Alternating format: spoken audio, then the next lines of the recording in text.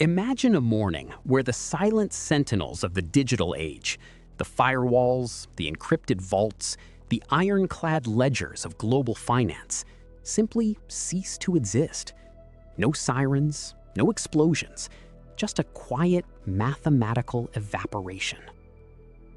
This is Q-Day, the moment the first fault-tolerant quantum computer breathes life. To a classical machine, a 256-bit AES encryption key is a labyrinth that would take the age of the universe to navigate.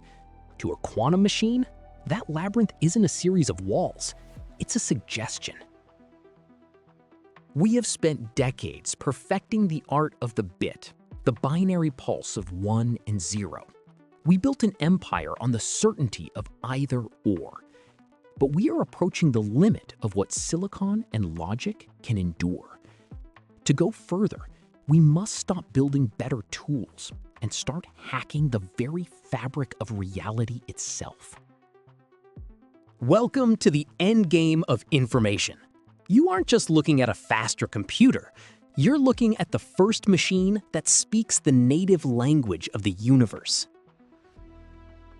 In the world you think you know, a coin is either heads or tails. This is the classical bit. It is the foundation of every smartphone, every satellite, and every AI you've ever touched.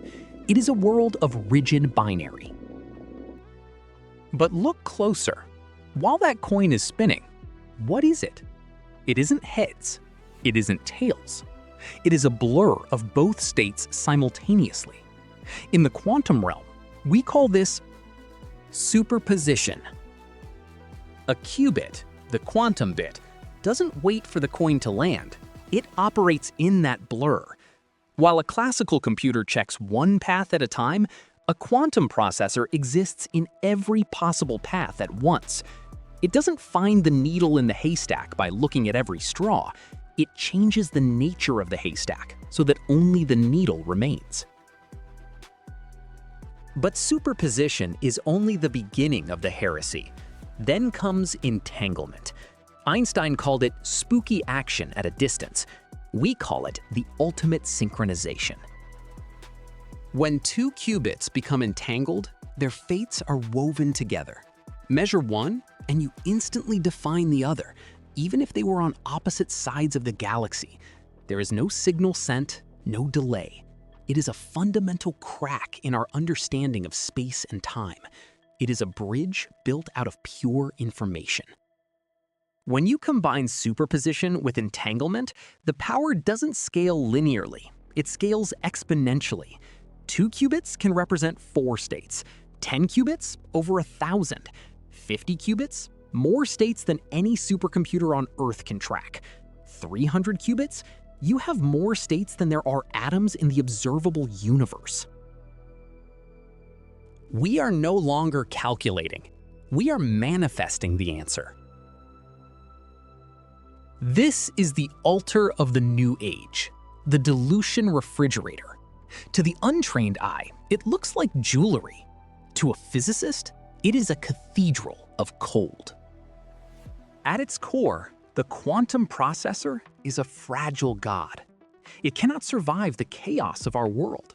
The heat of a room, the stray electromagnetic pulse of a cell phone, even the vibration of a passing truck. These are noise, and noise causes decoherence. The quantum state collapses. The coin stops spinning. The magic dies.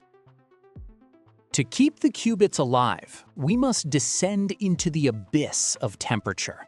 We must go colder than the vacuum of deep space.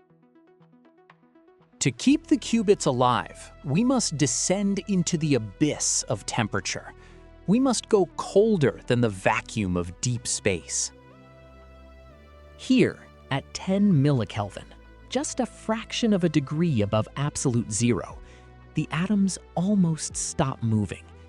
In this eerie, frozen silence, the qubits can finally perform their delicate dance. Most modern quantum computers use superconducting loops. Electrons pair up into Cooper pairs and flow through the circuit without any friction. Because they face no resistance, they can exist in multiple states of flow at once. The wires you see, the cabling, carry microwave pulses. These are the commands. We tune the qubits with precise bursts of energy, like hitting a tuning fork to make it ring. If the frequency is perfect, we can flip a qubit, entangle it, or read its final state. It is the most complex machine humans have ever built, designed to protect the smallest things we have ever found. Why do we undergo this madness? Why build a machine that requires a tomb of liquid helium just to do math? Because the most important problems in our world are, at their heart, quantum. Consider medicine. A classical computer simulates a molecule by approximating it. It's a sketch. A quantum computer doesn't simulate the molecule. It is the molecule. It uses the same quantum mechanics that the atoms use. We can design cures for cancers custom tailored to a genetic code by testing millions of variations in seconds. Or consider the holy grail of material science, the room temperature superconductor. If we can find a material that carries electricity with zero loss at normal temperatures, we solve the energy crisis overnight. No more heat waste, fusion power becomes viable. We could power the world on a fraction of the current cost. And then there is the ghost in the machine, artificial intelligence. Today's AI is limited by the speed of gradient descent, a slow climb up a mountain of data. Quantum AI doesn't climb, it teleports to the peak. We're talking about machines that can recognize patterns the human mind can't even perceive. A true singularity isn't a faster ChatGPT. It's a quantum brain that understands the hidden variables of the stock market, the weather, and the human psyche. We aren't just solving equations. We are unlocking the cheat codes for the physical universe. As we stand on the precipice of the quantum age, a deeper, darker question emerges.